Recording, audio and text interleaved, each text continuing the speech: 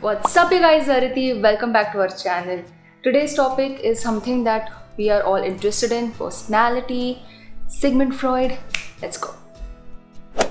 Now, we all know that Freud focused on unconscious mind, early childhood experiences, and also on sex and sexual motivations. Although his theories were quite scandalous and controversial, but still he had many followers. These followers who developed their own competing psychodynamic theories are called as Neo-Freudians.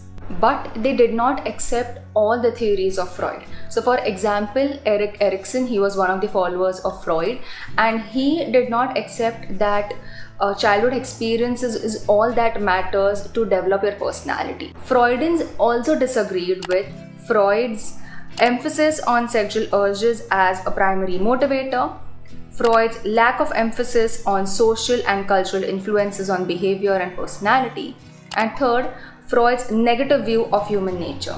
So most of the followers agreed that childhood experiences matter.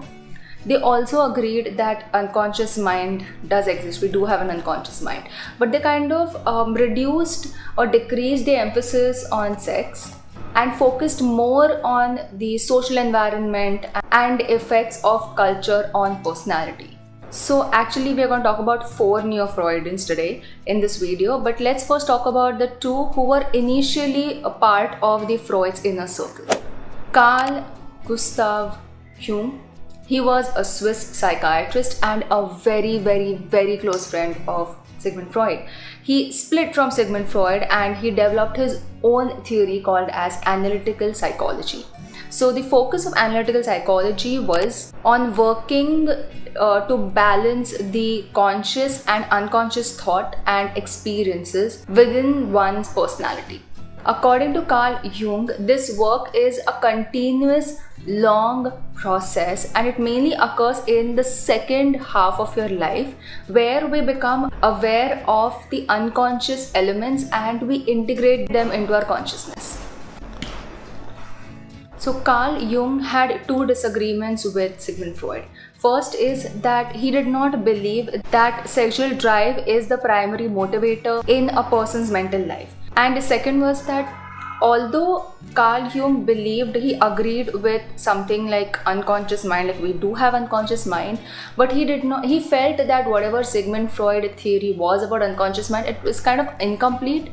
He believed that whatever a theory of unconscious mind was of Freud, it was like a personal unconscious mind, whereas Jung believed that there was not just personal unconscious as Freud said, but there is also a thing as collective unconscious. So collective unconscious, it contains memories of the species, memories of ancient fears and themes that seem to occur in many different folk tales and cultures. And these collective human memories are called as archetypes by Jung, and he believed that these exist in various cultures in different themes. And I'm not going to get too much into detail because I don't want this video to be too long. So we're going to go to the second Neo-Freudian who was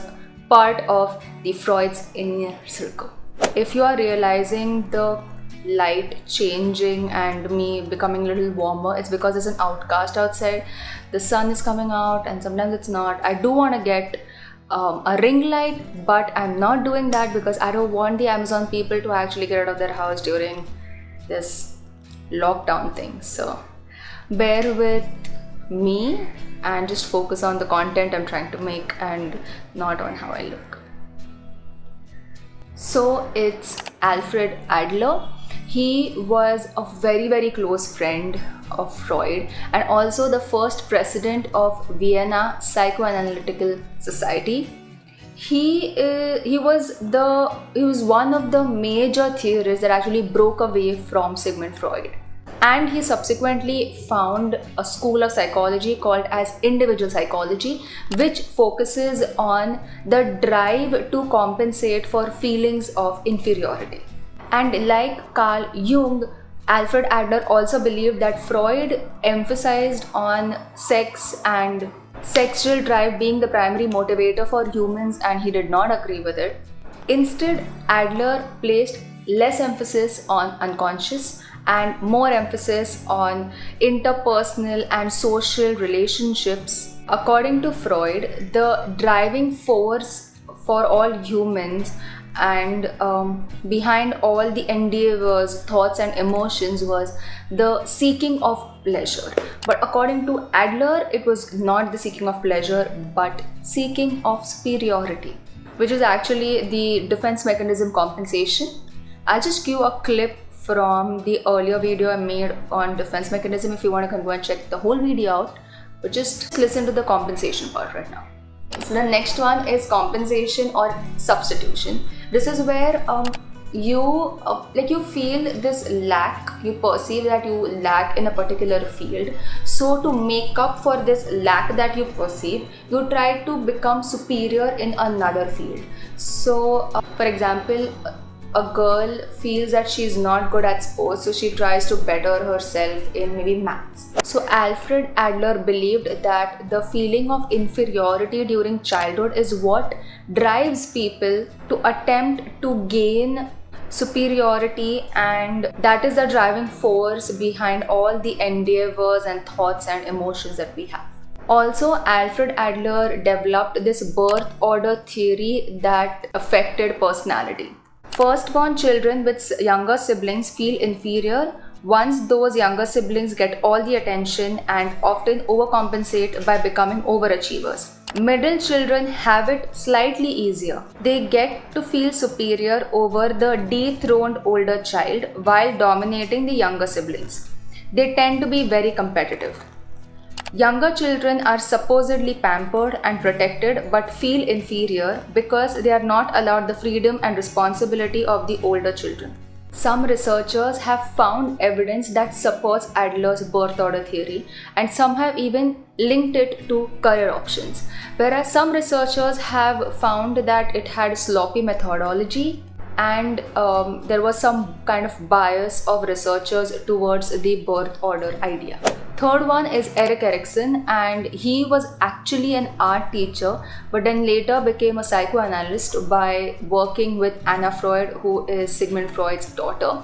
But then he did retract and he stepped away, he split from Freud because he did not agree with the emphasis on sex, and he preferred that the emphasis should be on social relationships that are really, really important at every stage of life. Also, while Freud believed that our personality develops during the childhood, Erikson did not agree with that either. He believed that the development of personality continues throughout life. So Erikson focused on the relationship an infant and a child has with the significant others who are in the immediate surroundings. So first it's parents, then it's teachers, and then the peers. So he did explain this by using 8 stages of psychosocial developmental stages. So I'm not going to explain those 8 because I don't want this video to be too long. So if you want me to make a video on those, let me know. And the last one, the 4th Neo-Freudian we're going to talk about in this video is Karen Horney. Yes, it's Horney. She was one of the first females to actually train in psychoanalysis. She was one of the women who actually even criticized Freud because he depicted women as inferior to men. He said that women have penis envy theory. She did not agree with that. She criticized him on this. She believed that actually men are the one who have womb envy because they cannot bear children. They do not have the ability to bear children. So to compensate, defense mechanism, compensation. So to compensate this lack of childbearing ability, they try to better themselves and they strive to achieve a lot in other areas of their life. Horney also focused on this basic anxiety in a child, because when a child comes into this world, the child is really, really small, really, really tiny, and the world is so big, huge, gigantic, so powerful. So it causes this basic anxiety in the child. So when these children are given love, affection, care, security by their parents, this anxiety kind of goes away. Actually, I should say that children overcome this anxiety, whereas children who do not get a very secure environment in their childhood, they kind of develop neurotic personalities and maladaptive ways of dealing with relationships. So some deal with this anxiety by moving towards people, so they become dependent and clingy, whereas some do the exact opposite. They kind of withdraw from relationships, whereas some they kind of move away from people, but they may even become demanding, they may even become aggressive and even cruel. So those were the most important Neo-Freudians and Neo-Freudian theories you should know.